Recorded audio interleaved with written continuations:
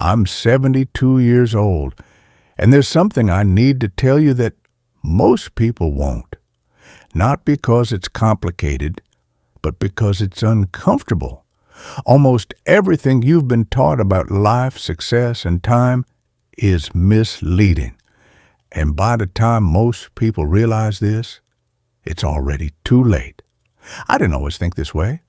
For most of my life, I believed what everyone else believed. Work hard, stay busy, be responsible, put your dreams on hold until you've earned them. I told myself I was doing the right thing, and for decades I never questioned it. I built a respectable life, a stable career, a home people admired, a schedule that was always full. From the outside, it looked like I was winning. But at 54 years old, something happened that forced me to stop running. I collapsed one ordinary afternoon. No warning, no drama. One moment, I was thinking about work. The next, I was staring at the ceiling of an emergency room. The doctor said I survived by minutes. Minutes. That's when a thought hit me harder than the diagnosis. If I had died that day, my life would have been neatly organized, but mostly unlived. Lying there, unable to sleep, I asked myself questions I had avoided for years. Who did I really spend my time with? What moments did I actually remember? What part of my life was truly mine? And the answers terrified me, because most of my days had been traded away, not stolen, not forced, given to deadlines, expectations, fear of falling behind, fear of disappointing people who wouldn't remember my name a year after I was gone. Here's the lie we all tell ourselves. I'll do it later. Later, I'll travel. Later, I'll slow down. Later, I'll call them more. Later, I'll live the way I actually want to. But later is a moving target. Every year, it steps a little farther away. I watched people around me make the same promise. Smart people, hard-working people, good people. One friend kept postponing his dream trip. Another said he'd fix his marriage once work calmed down. Someone else said they'd start living after retirement. Most of them never did. One of the most successful men I knew died 2 months after retiring. Heart failure. His desk was finally empty, and so was his future. At his funeral, people talked about his achievements, but his wife talked about missed dinners. His children talked about waiting. That's when it hit me. Your greatest regrets won't be your failures.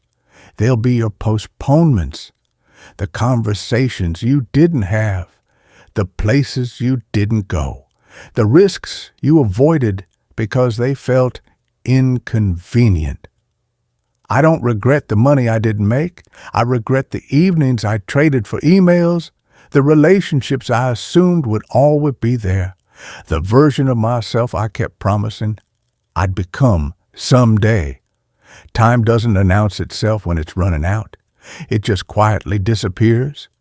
Your parents won't always be available. Your friends won't always live nearby. Your body won't always cooperate. And one day, without warning, later becomes never. After my collapse, I changed how I live, not overnight, but intentionally. I stopped glorifying busy. I started protecting my mornings. I said no more often, even when it felt uncomfortable. I chose experiences over accumulation, presence over productivity, meaning over momentum. And here's the strange part. Life didn't fall apart when I slowed down. It finally came together. What matters is simpler than we pretend. Time with people who know you, work that feels honest, moments you can actually remember, not the resume, not the applause, not the image. Ask yourself something. Seriously, if everything ended tomorrow, would you feel complete or just occupied? If the answer makes you uneasy, That's not fear. That's clarity. You don't need permission to live differently. You don't need perfect timing. You don't need to wait until everything is figured out, because it never will be.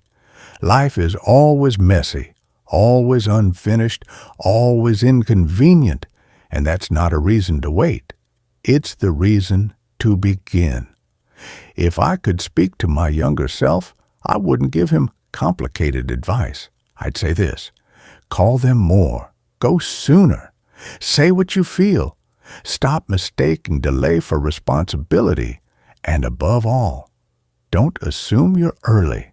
You're not late either, but you are now. I don't know how many years I have left. None of us do, but I know this: understanding that time is limited didn't make my life smaller. It made it real. So don't wait for a wake-up call. You might not survive. Don't wait for permission that isn't coming. Don't wait for later, because later is an illusion, and someday is today.